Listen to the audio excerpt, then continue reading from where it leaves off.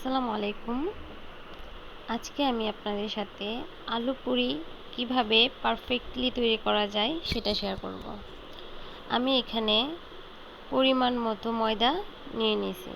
আপনারা চাইলে আটাও নিতে পারেন, কোনো সমস্যা নেই। তারপর আমি পরিমাণ মতো কিছুটা লবণ এবং একটু বেশি পরিমাণ তেল অ্যাড করে নিলাম। তেলটা একটু বেশি দিতে চেষ্টা করবেন, তাহলে আটার ডোটা অনেক সুন্দর হবে, সফট হবে। এখন আমি তেল, লবণ আর ময়দা একসাথে ভালো করে মিশিয়ে নিব। কিছুক্ষণ মাখানোর পর যখন দেখবেন হাতে এরকম মুঠো করলে ভেঙে যায় না, তখন বুঝে নেবেন আটাটা একদম মাখানো হয়ে গেছে। তারপর পরিমাণ মতো কিছুটা পানি অ্যাড করে নেবেন। অবশ্যই নর্মাল পানিটাই ইউজ করবেন। পানিটা একসাথে ব্যবহার করবেন না, অল্প অল্প করে দিবেন, তাহলে ডোটা সুন্দর হবে। একসাথে দিতে গেলে পানিটা বেশি হয়ে গেলে আটাটা একদম নরম হয়ে যাবে, আর বেশি নরম হয়ে গেলে বুঝে নিত পুরি সুন্দর হবে না। তারপর আমি খানিকটা তেল মেখে রেস্টে রেখে দিব 20 মিনিটের জন্য। আপনারা চাইলে আধা ঘন্টাও রাখতে পারেন, কোনো সমস্যা নেই। আধা ঘন্টা রাখলে আরও বেশি সুন্দর হবে। এখন আমি রেস্টে রেখে দিলাম। ফিরে আসছি 20 মিনিট পর।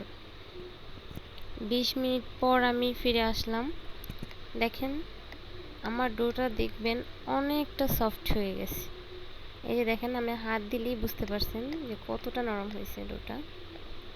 এখন আমি আলু ভর্তাটা রেডি করে নেব।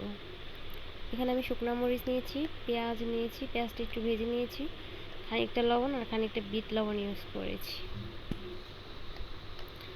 এখন আমি কিছুটা মরিচ, পেঁয়াজ আর পরিমাণ মতো লবণ অ্যাড করে নেব। তারপর এটা ভালো করে মেখে নেব।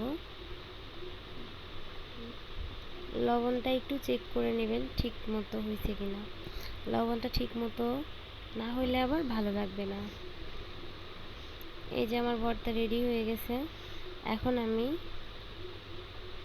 গোল গোল করে, দেখেন আমি গোল করে নিয়েছি। এখন হাতেই একটা রুটি তৈরি করব, ছোট্ট একটা রুটি তৈরি করব। করে এটার ভিতরে ভর্তা দিয়ে পরিমাণ মতো দিব। আপনারা পরিমাণ মতো ইউজ করবেন, বড় হলে বেশি দিবেন, ছোট হলে অল্প দিবেন।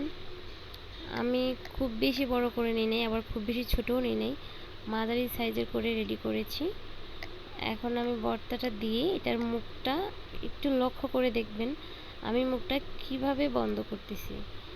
সেমভাবে আপনারাও লক করার চেষ্টা করবেন, তাহলে আলোটা বেরিয়ে আসবে না, আর রুটিটাও অনেক সুন্দর হবে। পুরিটা যখন আমরা বেলবো তখন অনেক সুন্দর হবে। দেখতেই পাচ্ছেন আমার মুখটা একদমই বন্ধ হয়ে গেছে, বোঝাই যাচ্ছে না কোনটা এপিঠ কোনটা ওপিঠ। তো সেমভাবে আমি সবগুলো রেডি করে নিব।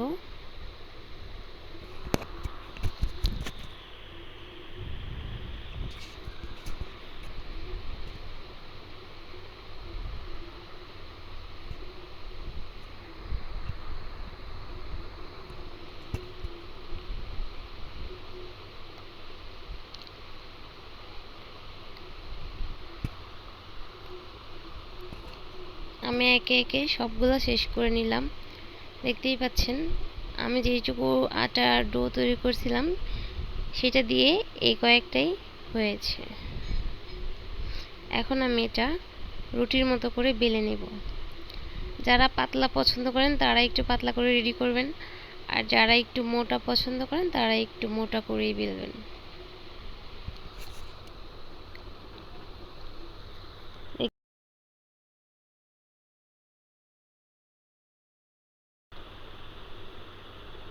আমি প্রথমেরটা একটু মোটা করে বেলে নিয়েছি, আবার দ্বিতীয়বারটা একটু পাতলা করে নিয়েছি।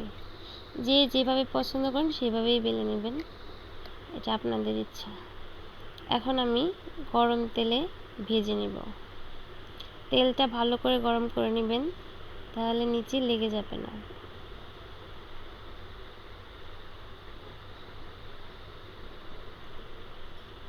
একটু ঘুরিয়ে ঘুরিয়ে ভাজবেন, তাহলে পুরিটা একদম সুন্দর করে ফুলে উঠবে।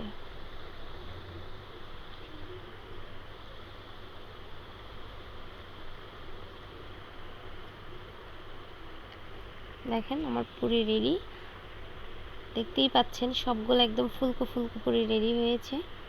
আশা করি ভিডিওটা আপনাদের অনেক ভালো লাগছে।